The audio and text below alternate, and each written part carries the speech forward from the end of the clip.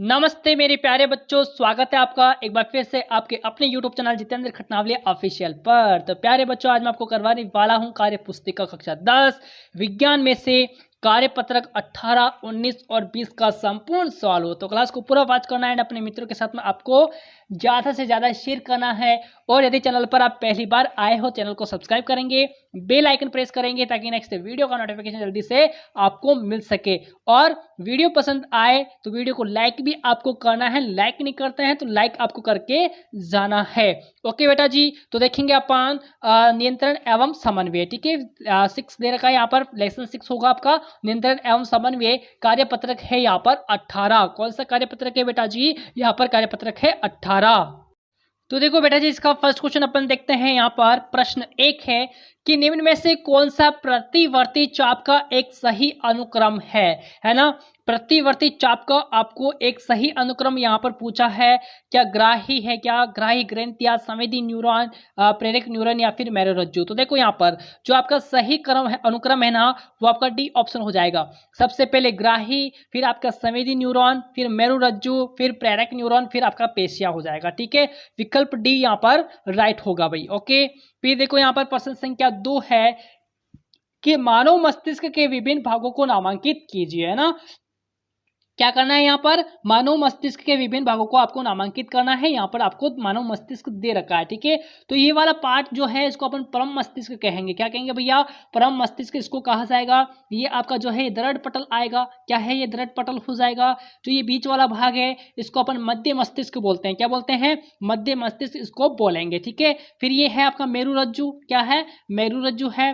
फिर आपका ये थैलेमस आ जाएगा। फिर ये आपका जो है ये अनुमस्तिष्क है। ठीक है, ये आपका जो है अनुमस्तिष्क है। फिर ये वाला जो पार्ट है, ये वाला है ना, ये वाला जो है आपका, ये है मेडुला ऑब्लोगेटा। क्या है? मेडुला ऑब्लोगेटा जो है आपका ये आ जाएगा, क्योंकि मैंने यहाँ पर लिखा नहीं है क्योंकि जगह यहाँ पर कम पड़ गई थी। ओके, फिर जो है आपकी पीयूष ग्रंथि है। पीयूष ग्रंथि को आपको पता है, पीयूष ग्रंथि को मास्टर ग्रंथि भी कहा जाता है। पिछली वीडियो में अपन ने पढ़ा था। ठीक है, पीयूष ग्रंथि हो गई है, इसको मास्टर ग्रंथि भी कहेंगे। और ये हो गया आपका हाइपोथैलेमस। क्या हो जाएगा भाई? आपका हाइपोथैलेमस हो जाएगा। ठीक है, तो अपन ने यहाँ पर क्या किया?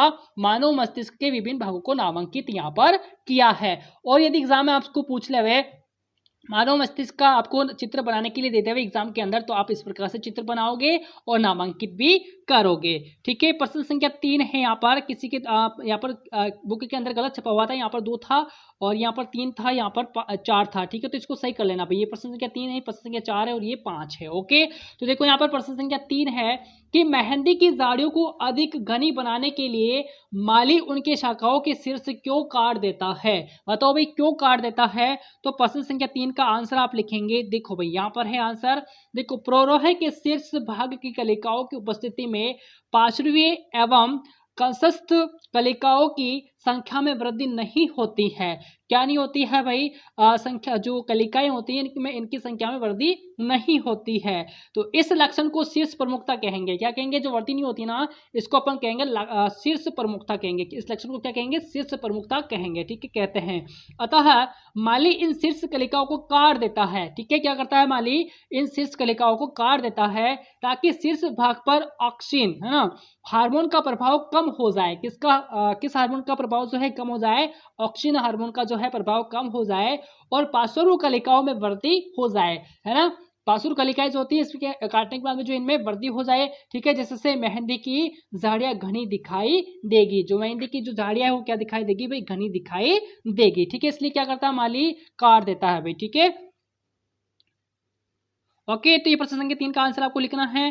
फिर देखो भाई प्रश्न संख्या 4 है यहाँ पर। ठीक है, इसलिए माली जो है काट देता है। ओके, फिर देखो प्रश्न संख्या 4 है बेटा जी कि एक पौधा लंबाई में तो सामान्य वृद्धि कर रहा है, लेकिन इसकी पार्श्व शाखाएं विकसित नहीं हो रही है। ऐसा क्यों होता है भाई? ऐसा क्यों होता है? आप आंसर लिखेंगे बेटा जी कि पौधे की वृद्धि को पानी, प्रकाश, तापमान और पोषक तत्व प्रभावित करते हैं। ठीक है ना, क्या क्या प्रभावित करेंगे यहाँ पर? देखो, पानी प्रभावित करेंगे, प्रकाश हो जाएगा, तापमान और पोषक तत्व भी जो है पौधे की वृद्धि को प्रभावित यहाँ पर करते हैं। ठीक है, तो यदि एक भी घटक की अधिकता अथवा कमी है। मान लीजिए कोई पानी है तो पानी की या तो अधिकता हो जाए या फिर कमी हो जाए, है ना, या फिर तापमान है, तापमान घटना, तापमान बढ़ना, प्रकाश का बढ़ना, प्रकाश का घटना, है ना, या फिर पोषक तत्वों में कमी हो जाए या फिर अधिकता हो जाए तो पौधों की वृद्धि पर विपरीत प्रभाव पड़ेगा। ठीक है ना, यानी कि कोई सा भी जो घटक है उसमें अधिकता हो जाए या फिर कमी हो जाए तो पौधे की वृद्धि पर क्या पड़ेगा, विपरीत प्रभाव पड़ेगा। ओके बेटा जी। अब देखो क्वेश्चन नंबर 5 है यहाँ पर कि यदि किसी स्तनी को ऑटोग्रंथि निकाल दे तो कौन से दुष्प्रभाव दृष्टिगोचर होंगे। बताओ भाई क्या होंगे यहाँ पर। देखो आंसर लिखेंगे यहाँ पर कि यदि ऑटोग्रंथि को निकाल दे तो हमारे शरीर जो थायरोक्सिन हार्मोन का निर्माण जो है नहीं हो पाएगा, है ना। यदि अपन क्या करते हैं, जो ऑटोग्रंथि है इसको निकाल देंगे ना तो हमारे शरीर में जो है थायरोक्सिन हार्मोन का निर्माण नहीं होगा। ठीक है, और इस हार्मोन की कमी से जो है गेंगा, कौन सा रोग, गेंगा, गेंगा को गलगंड भी अपन कहेंगे, रोग जो है हो जाएगा। ठीक, कौन सा रोग हो जाएगा भाई, गेंगा यानी कि गलगंड जो रोग है ये हो जाएगा। ठीक है, प्रश्न संख्या 5 का आंसर जो है आपको ये वाला लिखना है। ओके बच्चा। अब देखो अगला है अपना कार्यपत्र 19 नियंत्रण एवं समन्वय वो को वही। अब देखो कार्यपत्र 19 है, पहला प्रश्न क्या कहेगा। पहला प्रश्न ये कहता है बेटा जी कि मनुष्य में बौनेपन के क्या कारण हो सकते हैं। बताओ भाई मनुष्य के अंदर जो है बौनेपन का जो है कारण क्या हो सकते हैं। तो यहाँ पर उत्तर लिखेंगे कि मनुष्य में बौनेपन का कारण पीयूष ग्रंथि से स्रावित होने वाला वृद्धि हार्मोन यानी कि स्टिमुलेटिंग, है ना, की कमी से होता है। वृद्धि हार्मोन शरीर में वृद्धि और विकास को नियंत्रित करता है। अगर बाल्यावस्था में ही इस हार्मोन के स्राव में कमी आ जाती है जिसके कारण मनुष्य में क्या आ जाता है, बौनापन आ जाता है। प्रश्न इंपॉर्टेंट है भी, एग्जाम में आ सकता है आपके बोर्ड एग्जाम में। ठीक है, फिर देखो यहाँ पर प्रश्न संख्या 2 है यहाँ पर बेटा कि मानव शरीर के चित्र में निम्नांकित अंतःस्रावी ग्रंथियों की स्थिति बताइए। क्या करना है, मानव शरीर के चित्र में जो है निम्नांकित अंतःस्रावी ग्रंथियां जो है स्थिति आपको बतानी है, कहाँ पर कौन सी ग्रंथि होती है। ठीक है, तो देखो भाई ये आपकी है पीनियल ग्रंथि, कौन सी हो जाएगी, पीनियल ग्रंथि। ये और यहाँ पर जो है ये आपकी हाइपोथैलेमस ग्रंथि बेटा, क्या है, हाइपोथैलेमस ग्रंथि। और ये जो है आपकी पीयूष ग्रंथि हो जाएगी। फिर ये आपकी आउटो ग्रंथि है, क्या है, आउटो ग्रंथि को अपन थायरॉइड ग्रंथि भी कहेंगे। ठीक है, जो कि गले में पाई जाती है। ओके, फिर देखो ये थाइमस ग्रंथि हो गई आपकी, है ना। फिर देखो ये आपका अतिवृक्क ग्रंथि हो गया, ये अग्नाशय ग्रंथि यहाँ पर आप प्रदर्शित करेंगे। और फिर जो है आपकी ये अंडाशय ग्रंथि है। ठीक है, ये आपकी अंडाशय ग्रंथि, इसको ये आपकी अंडाशय ग्रंथि हो जाएगी। ठीक है, यहाँ पर इसको प्रदर्शित करना है। ठीक है, तो जो मानव शरीर के जो चित्र है यहाँ पर इसको निम्नांकित अंतःस्रावी ग्रंथियों की स्थिति अपन ने यहाँ पर बताई है। ओके, चले आगे। आज भी अगला देखेंगे अपन। बताओ भाई तीसरे प्रश्न का आंसर क्या होगा कि मानव शरीर में पाई जाने वाली कौन सी ग्रंथि अंतःस्रावी और बहिःस्रावी दोनों हैं। बताओ भाई मानव शरीर में पाए जाने वाली कौन सी ग्रंथि अंतःस्रावी और बहिःस्रावी दोनों है। तो यहाँ पर होगा अग्नाशय ग्रंथि, कौन सी हो जाएगी, अग्नाशय ग्रंथि यहाँ पर हो जाएगी। ओके, प्रश्न संख्या 4 है यहाँ पर कि आयोडीन युक्त नमक खाने की सलाह क्यों दी जाती है। बताओ बेटा कि आयोडीन नमक युक्त नमक खाने की सलाह क्यों दी जाती है। तो यहाँ पर लिखेंगे क्योंकि आयोडीन आउटो ग्रंथि के द्वारा जो कार्बोहाइड्रेट, वसा और प्रोटीन के उपापचय हेतु थायरोक्सिन हार्मोन का स्राव करती है के लिए आवश्यक है। ठीक है ना, क्योंकि इसके लिए आवश्यक हो जाएगा। यह हार्मोन संतुलित वृद्धि और विकास के लिए भी आवश्यक है। आयोडीन की कमी से कौन सा रोग होता है, गेंगा रोग हो जाता है। ठीक है, तो आप आंसर लिखेंगे। फिर देखो यहाँ पर प्रश्न संख्या 5 है भाई, नामक पादप हार्मोन कोशिका विभाजन को प्रेरित करता है। बताओ कौन सा, साइटोकाइनिन। ठीक है, साइटोकाइनिन जो है साइटोकाइनिन जो नामक पादप हार्मोन जो है ये कोशिका विभाजन को प्रेरित करता है। ओके, अगला करेंगे नियंत्रण एवं समन्वय कार्यपत्रक 20 है भाई। ठीक है, कार्यपत्रक 20 करेंगे अपन।